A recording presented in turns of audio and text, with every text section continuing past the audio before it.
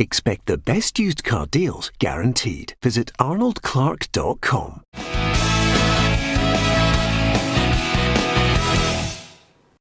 Welcome to Peter and Ruffy's Football Show, sponsored by Arnold Clark. I'm Peter Martin. It's Wednesday. Thank you very much for following us here on the show. And in the studio tonight, Alan Ruff, Tam McManus and Barry Ferguson.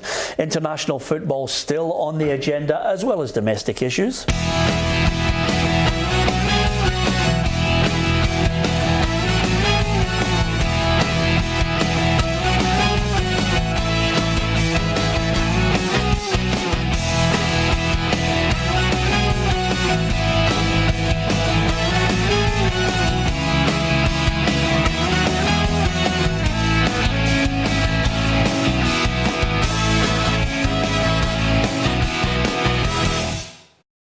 Good news for Celtic fans. There was a wee suggestion that maybe Lazio's ground would be completely closed for the Europa League match with the Scottish champions, but there are only sections closed, which means around about 9,000 fans, Ruffy, will be able to go to the game. Yeah, it's good for the Celtic fans. They're paid in advance for that. You know, they'll go along there, they'll make the noise heard, and obviously, and you're on the park, you know, you want, you know, to feel as if your own support's behind you, and they'll certainly get that. Yeah. Do you think it makes any difference at all to the players?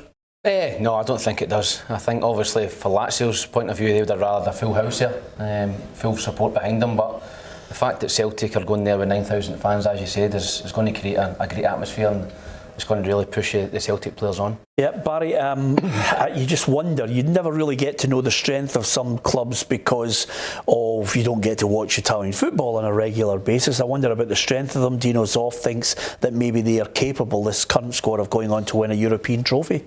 Yeah, they're certainly a good team with good players. I don't think they're a top team.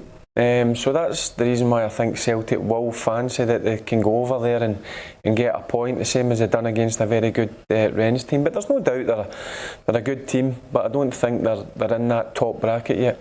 Other news coming out of Celtic, Nick Hammond is the man who's been given the recruitment officer role, and the statement from the man himself: Celtic is a very special football club. I'm delighted to take up this position with such an iconic institution. I've enjoyed my connection immensely with the club so far, and I was very keen to join Celtic. We've done some good work over the summer and wanted to play my part in continuing to improve the club's processes and ultimately ensure that we continue to recruit and develop the best possible players we can at Celtic. I have experience of many football clubs, and I know that Celtic is a club of the highest quality, a club with the highest standards, and that it is blessed with some great people. Across the football department, we will work together to ensure that we continue to meet these high standards and do all we can ultimately to play our part in bringing success to the club and our supporters. So quite simply, Ruffy, he's got to become the next star maker for Celtic, to get somebody for a cheap price and sell them on for a barrel load of money. Yeah, and it's so important now for these big clubs. They are selling clubs. They have to keep the finances coming in, and when you get the return like Dembele, you know, that's the ones you want to get, and if you can get 2 or 3 of them, it just keeps you financially stable. And Tam, the next shining star is a man whose star is glowing day by day, week by week at under 21 level for France. Yet again, he scores a hat-trick. Odsonne Edouard, I think it's now becoming increasingly like January could be the big move from clubs who are looking at him. I mean, they must be alerted to his quality. Absolutely. I think 9 goals in 4 games for France under 21s. But I think he's a player that Celtic cannot afford to lose. Anytime soon. I think he's the most important player at Parkhead just now for Celtic. I think if we lost him, you get Bayo to come in. I wouldn't fancy him. Lee Griffiths is still having issues. It's very important that Celtic keep a hold of him if they want to win the league this season. But there will be big clubs sniffing about. 20 million for Dembele. I think you're looking at a similar kind of fee for Odsonne Edouard. High praise indeed, Barry. Yeah, he's a player. I think he could be better than Dembele. I've said that a number of times. I've always been impressed when he's on his game. I think he's unstoppable at times, and he obviously continues it when he goes away to the French under 21 squad. And if he keeps producing performances like that, he'll be in the first team squad. Okay, I think in this next issue, sometimes it's old generation against new generation. It's money and maybe the lack of money in the old days, Ruffy, because Robert Snodgrass has quit Scotland over a snub where he didn't feel as if he was going to get a game against San Marino or possibly moving down the pecking order, so he decided to quit. Is he out of order? Should it be still Scotland decide when you quit your international football? If that is the reasons and that's how it's panned out, yeah, I think he is a wee bit out of order. Every footballer has his own opinion in what he wants to do with their career. I personally think it's the wrong one. I think he could still offer the squad something, and if I was 2 games away for getting to a European Championships, I'd be hanging on whether I was playing or not playing. That's just the difference. You know, the players now feel that club football is very important. The thing I don't like about it is some of the excuses that get thrown out there. You know, and the one, and I know we're all family people, but the one I want to spend more time with the kids. Football's a very, very short career. You know, you'd be lucky if you get 15 years out of it. You've got all your life to spend with your kids. It's just some of the excuses don't stick with me. Well, Robert Snodgrass releasing a statement to me suggests that he's got the PR in before the guns were loaded. Yes, I think he's definitely done that. I think with Robert, he's probably seen that, you know, in the future he's maybe not going to get as many games as he thought he would get. You know, he's in his early 30s now. He's got a big contract with West Ham. He wants to kind of protect that as well, keep playing in the Premiership, maximise his potential earnings. But I think you'll have to look at somebody like Johnny Russell. You know, Johnny Russell flies over from America. I think he flew over again this trip. I don't think he played at all. You know, he's on his way to fly back again. So he's shown the commitment that I think that is needed from all kind of Scotland players. But listen, I wish Robert all the best. He's a good lad, and he'll go and do what's right for him. But a lot of people will question his decision. Yeah, the Tartan Army are giving him absolute pelters. You've had pelters yourself from the Tartan Army, but what I would say is quite simply that apart from people's desire to play for Scotland, it's questionable at times now because they're obviously not doing well. If they were doing well, as Ruffy said, maybe people would be walking over broken glass. But I think also this is not quite as sore on Scotland because we've got an abundance of quality in the midfield. Yeah, look, I think he's looked at the bigger picture, Snodgrass. For me, whenever he's been called upon, I think he's always done a good job for Scotland. There's no doubt he's got good quality. I think he just looked and thought, the way Stevie Clarke is going to go, he's going to try and blood a lot of people, and I think we're strong in the wide areas as well. But look, the guy's made a decision. Sometimes you've got to respect it. He's thought long and hard about it. He says it wasn't a thing he thought about overnight, and obviously I think he spoke to the manager, and I think he sees the way the manager's going to go. So listen, I think it's a bit harsh, some of the criticism. You've just sometimes got to respect it and get on with it. Yeah, as far as Scotland's hopes after that double header, the lesson against Russia, the win over San Marino, some of the papers this morning, some of the players saying they were playing with a smile on their face. We all know that it all leads towards trying to get to Euro 2020. Reporter Gabriel Antoniazzi assesses what's going to happen. How are we going to manage to get there with this pathway? The Euro 2020 qualifiers have concluded for this month. With only one set of fixtures before next March's Nations League playoff, what does it all mean for Scotland? Well, they're in the Group C playoff as they failed to qualify automatically, and they won their Nations League group back in 2018. They will have a home semi-final on the 26th of March. They'd been due to face Finland, but inspired by Celtic flop-turned-Premier League star Teemu Pukki, Finland are on the brink of automatic qualification. That means the Scots will face either Bulgaria, who were hammered 6-0 by England on Monday night, but the game was marred by disgusting racism, or Israel, who were in Scotland's Nations League group. Who they face will be decided by a draw. The other semi-final will see Norway take on Serbia, with both nations boasting talents from the upper echelons of European football. If Steve Clarke's men win their home semi, they will face the winner of this match on the 31st of March. The host of the tie would be decided by the flip of a coin. And stretching even further, if Scotland do the unthinkable and qualify for Euro 2020 as one of the 12 host nations, they would have to be paired with England. They would play them at Wembley, and their group could be a group of death, containing 3 Lions, as well as last summer's World Cup finalist Croatia and winners France. Thankfully, it's all hypothetical at this stage. Well, fingers crossed. Wouldn't it be great to even play England, Croatia and France at Euro 2020? We would love just to be there. Of course, as Gabriel mentioned there, Ruffy, you're saying to yourself, is it Bulgaria? Is it Israel? Is it Norway? Is it Serbia? If you get past the first two, the winner of theirs, you would play them 26th of March, and then 31st, you're looking at possibly Norway or Serbia. Yeah, well, if you're looking at the first two, you would think that would be a given, would be good enough to beat them, particularly with the home game. I'm not too sure about the next two. I was watching the highlights of the Euro goals. Both of them look in really top form with really quality players, and that could be our failing again, unfortunately. Yeah, okay, there you are. Just looking for Ruffy to put us on, the up and get us all happy, but you can tell by the look on his face there that it's all doom and gloom. Now, just before we go to the quiz, I've got to get your thoughts, Tam. I know you're involved with the coaching schools. Some people are calling for them to be scrapped. I noticed a tweet from Stuart Regan saying, in his time there, that whole performance school set up, he thinks it's working. Our under-19s managed to defeat Germany. Surely something that we'd be shouting from the high heavens. Absolutely. I think a lot of people jumped the gun in terms of performance school. It's only been going since 2012. The oldest players are now 18, 19. I think Josh McPake, the lad that scored the goal last night, was in the first batch. So you have to give it a little bit of time to kind of develop. Maybe 22, 23 years old, if they're not getting the international team, they're not playing first team football. Barry was saying earlier, you start to question, is it the right thing to do? But it's too early now. It's too early to judge it. You've got to give them a little bit of an opportunity to go and play first team football and then try and get an international set up. I believe it's working. I've worked there for 2 years down at Braidhurst High. I've got a lot of belief in the programme itself, and I think we are developing players. It's just getting them game time when they're 19, 20 and going playing regular first team football. Is that the crux of it all, though? You think they've got the talent, the technical skills that maybe have been missing over the last couple of generations? Do you think that the big problem is how they adapt and the application to getting regular football? I think it's on and off the pitch. When you're hitting 18, 19 years old, you're maybe in the first team. How do you react to that? Do you want to go and be a real top player, or do you want to just be an average player? And I think what will dictate that is how you live your life off the pitch and on the pitch. And I think that's a problem we've had for many years now.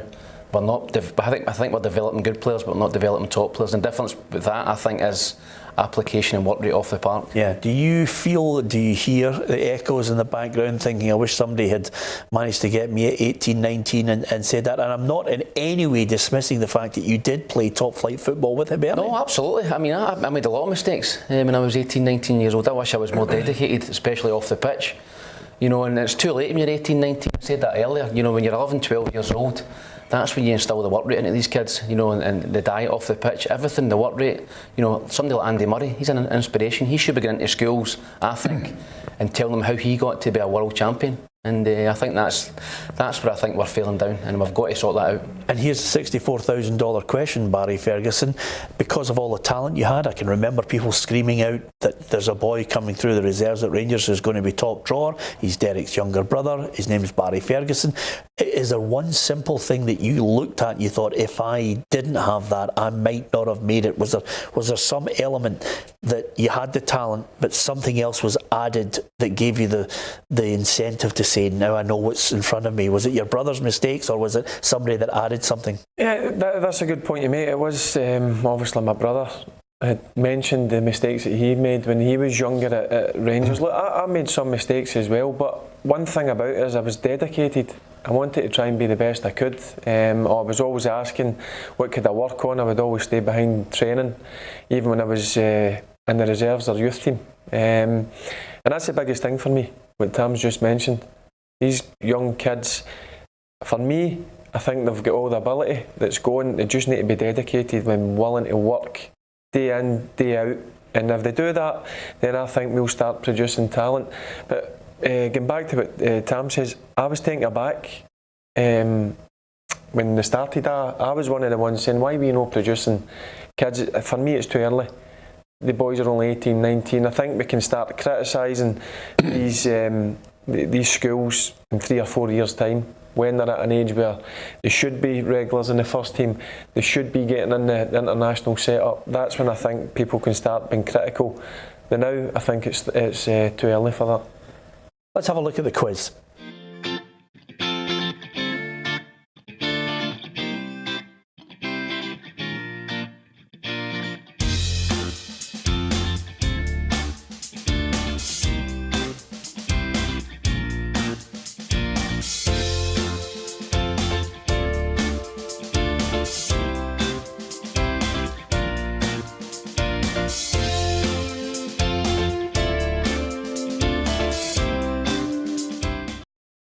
I look at Tam McManus and I wonder, Tam, are you on your usual run with a quiz where you haven't got a Scooby-Doo?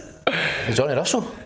Thankfully, isn't it? Didn't want you to give the answer. It's not Johnny Russell, but thankfully we didn't want the answer. We've still got a couple of days to go in the competition. Anyway, if you know the answer across all our social media, you could win yourself a PLZ team T-shirt in your favourite team's colours. Now, I don't know about you guys, but over the weekend, I'm really looking forward to getting back to the domestic scene because, Ruffy, Saturday I'm definitely heading for Fir Park, Motherwell against Aberdeen, and I think Hearts Rangers on the Sunday is fantastic. Yeah, Motherwell's a form side. I think anybody getting Motherwell now will know they're in a game. People at Motherwell will believe that they're on a wee run just now, and they could be pushing for that third or fourth place. And you wouldn't argue with the form that they're on, particularly the young players who have come into the team just now, and they're absolutely full force just now. Yeah, and again, we keep reverting back to players who've got to try and seize their opportunity. Declan Gallagher has been given a second chance in life, and boy, he's grasping it. Yeah, he is. Fair play to him. He's obviously had problems in the past. He's got over them. He's got himself back in the Scotland squad, and he's been outstanding for Motherwell this season. Many times I've seen him, maybe the highlights on the TV. He's been excellent, and he's been a big part of why Motherwell are doing so well. So fair play to him for getting his career back on track. Yeah, it should be a cracking game. Of course, on the Sunday, Hearts are desperately trying to get Stephen Naismith ready for this one at Tynecastle. This is a big test for Rangers. Yes, but listen, if you want to try and stay at the top of the league and you want to try and achieve things, these are the places you've got to go and win games. They've done the hard thing in getting to the top of the league. It's far too early, as I've mentioned previously. But listen, if you want to stay up there and challenge, you've got to go to places like Tynecastle, Easter Road, Fir Park and win football games. No matter how you play, that goes out the window. It's about getting 3 points. And it'll be a tough venue, but Hearts are struggling. Yeah. And I see the reason why they're trying to get Naisy back, because for me, he is their top player. When he plays in the Hearts team, for me they're a different team. But I can't see anything else happening apart from Rangers winning that game. Well, Naismith back, Ruffy, dare I say it, even Herring and Jamie Walker back changes, that starting 11. If Levine, the fans won't cut him any slack, but if he gets suddenly players that are definite starters, he's had 5 or 6 of what I would say are his top 11 out. Yeah, well, if he has to get them back, because it looks as if there's a huge lack of confidence in that team just now. As soon as they go a goal behind, it's just a fold case. So there doesn't seem to be many leaders in the park just now, but certainly the guys you're talking about, if they could get them back, but there's no guarantee, but I think they're getting Rangers at the wrong time. Yeah, and Aaron Hickey's another young man with high hopes of moving on to a top level. I think Craig Levein just is now negotiating just to make sure nobody steals him in the summer. Yeah, I think you've got to get him tied down to a long contract. I think he's been absolutely brilliant. I think he's been the best young player in Scotland so far this season. He's been outstanding. Man City supposedly looking at him, Rangers linked to him during the week, and maybe that's just because they're playing him on Sunday. But no, I think he's a top player, top young player, can play in either full-back position, and I think Hearts need to get him tied down. Yeah, that's Tam's way of saying cynical press, cynical agents, maybe just touting it at the right time ahead of a big game. You never know, it might play with his head, who knows. If he's one of those young players that grasps the nettle, he'll go there and use it as the perfect platform to show his qualities. Just before we go, guys, we're talking about timing and everything. Man United don't have their problems to seek. Ruffy, they're coming in by the barrel load. De Gea might be out for the game against Liverpool, and already people are talking about Ole Gunnar Solskjaer's job on the line if they lose to Jurgen Klopp's team. Yeah, well, people are saying he got that job too quickly with the good results that he had. They just panicked a wee bit. But again, he's got something to prove. These players at Man U have got something to prove as well, and he has got quality players there. But they need a result like like this against Liverpool to get them back on track. Yeah, Massimiliano Allegri is being touted as possibly the next boss in Tutti Sport in Italy. They say they're already talking to him should Solskjaer face the axe. I think he's under serious pressure. I think Liverpool will beat Man United. I think they're miles ahead of them. I think they'll lose that game, and I think Solskjaer could get the chop. Yep. Okay, there you are. It was a right barrel of laughs on the programme today, hasn't it? Anyway, thanks very much to Ruffy and Tom McManus and Barry Ferguson. If you'd like more fun, don't forget to join us tomorrow. You can comment, give us your thoughts. It's all about opinions across our social media, Twitter, Facebook Live, YouTube as well. But from Ruffy, from Tam, from Barry and myself, Peter Martin, don't forget to subscribe to our YouTube channel, and thank you for watching.